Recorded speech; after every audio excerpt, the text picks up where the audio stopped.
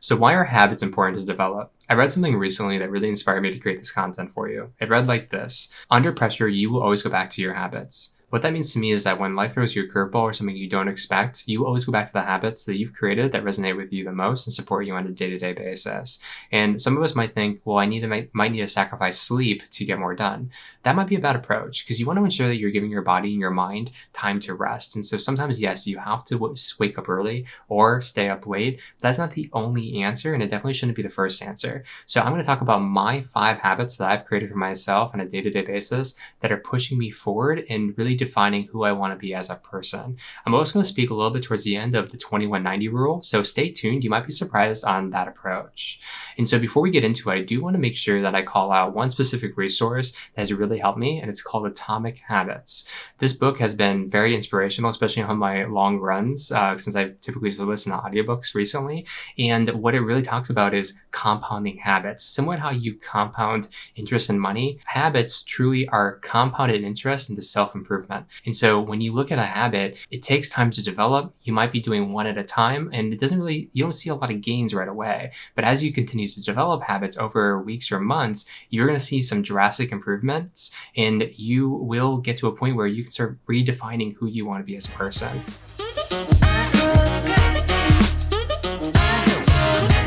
Number 1, set clear goals that compound on one another. Think of the acronym SMART: specific, measurable, achievable, realistic, and timely. You want to set goals that are specific enough that you can follow, but are achievable so you don't get frustrated along the way. For example, one of my goals is to become a Boston qualifier. So for my age group, that's a sub 3-hour marathon. And I have not been able to achieve that goal for over 2 years, mainly because I haven't been specific enough with my training plan. So this year, I am being very intentional with how I'm getting out there and training. I'm incorporating biking and swimming and yoga, speed work, all things that I've really never prioritized in the past because I thought you just had to go out there and run and eventually you'll get faster. That's so far from the truth. It's crazy. So by clearly outlining those goals, I know that I'm going to be that much closer to be able to succeed in this goal and really reinforce the idea of this habit being setting specific goals that are going to compound on one another. One last thing is that I'm also switching my mindset a bit of that I don't have to do any of these things. I get to do these things. I get to go for a run. I get to stretch. I get to train.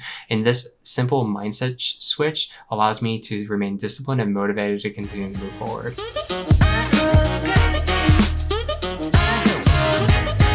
Number 2, prioritize the tasks that will allow you to become who you want to be. Not all tasks are created equal. And so when you are looking at who you want to be, prioritize the tasks that will get you that much closer. And so a really great activity to start is the I am activity. And that's something I'm practicing right now. So I'm taking 5 I am statements and I am categorizing them and having 10 to 15 sub-items of if I do 10 or 15 of those I am statements, I can check that off as I've completed that habit for the day. Hopefully, by the end of this year, I can reflect and look back and see, have I accomplished who I wanted to become, or I am that person? So my 5 I am statements are: I am a marathon athlete. I am a YouTube creator. I am a loving husband. I am a patient dog dad. We just got 2 new puppies and they are a lot. I'm sure you'll be seeing them in quite a few videos. They will make themselves known. And then lastly, I am a project manager. That's my job on a day-to-day basis. And so when I'm looking at these statements, I'm looking at the 10 to 15 sub-items and I am checking off, am I accomplishing that today? And if I don't, I can reflect on what I could do better the next step.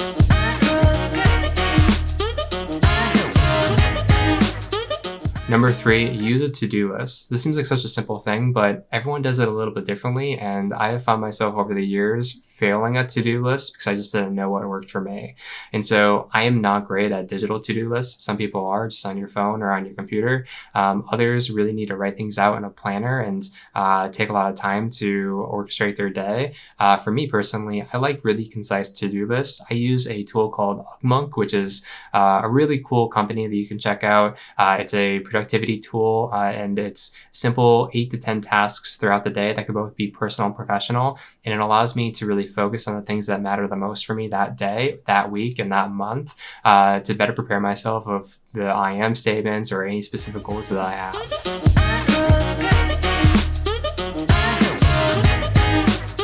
Number 4, learn to say no. The world's fastest marathoner, Eliud Kipchoge, he was seen recently on a podcast saying that you need more vitamin N in your life. When you're looking at your goals and your commitments for the week, the month, the year, you want to make sure that whatever you're committing to or any task you're committing to, either for yourself or someone else, are aligned with the goals and the habits that you are attempting to create. And if they're not, it's okay to say no and lead with a why. This is one of the strongest ways to practice your self-discipline, and people around you will have a lot of respect for you as well when you explain to them what you are trying to achieve and why at times you have to say no. So before we get into the next habit, if you are enjoying these tips and strategies, we'd love to see you subscribe to the channel. Comment below on other ways in which you use habits or what habits you are developing yourself to become who you want to be as a person. We'd love to see that.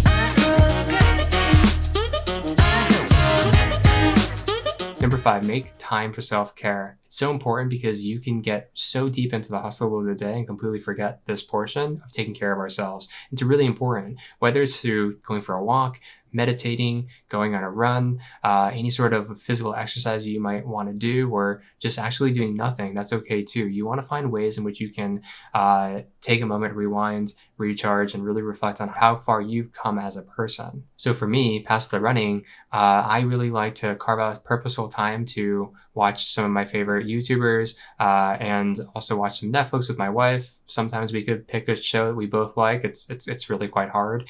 But I'm making purposeful time throughout my day to not necessarily do nothing, but do things that really allow me to relax my mind and relax my body so I can recharge my batteries for the next day's activities. So those are my 5 habits. However, what about the 21-90 rule? So the 21-90 rule is quite simple. It takes 21 days to be able to form a habit and make it habitual, and it takes 90 days for it to become something that you don't have to think about anymore, and it just happens subconsciously.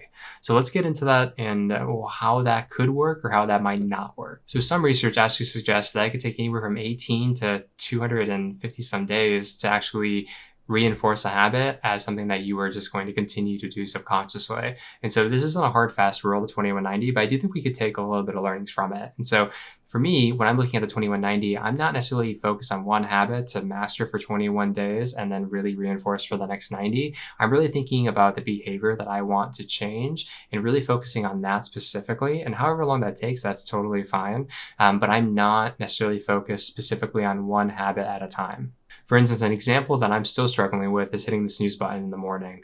At times, I can hit the snooze button for almost 30, 45 minutes because whatever happened. The dogs woke me up in the middle of the night. I didn't go to bed at a reasonable time. I'm just not feeling it today. And I am notorious of hitting that snooze button. So instead of focusing on stopping to do that, because I do need to stop doing that, I'm actually focusing on how can I set myself up to not have to or not want to hit that snooze button. So if more importantly, I'm going to make sure that I have a consistent bed routine where I'm turning off my screens at a specific time. I'm making myself some mint tea most nights. I'm getting in the bed. I'm turning the lights off. I'm saying goodnight to the dogs and the wife. And I am not necessarily doing anything after a specific time. And when I have a consistent bedtime, that allows me to not have to always hit that snooze button, or at least not necessarily always want to hit that snooze button at 4 o'clock in the morning when it's going off inevitably.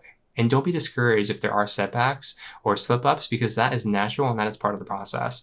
Allow yourself some patience, reflect on how you can better prepare for those habits, and continue to compound them over time, because you are going to see some enormous gains and really be able to conquer those I am statements with me.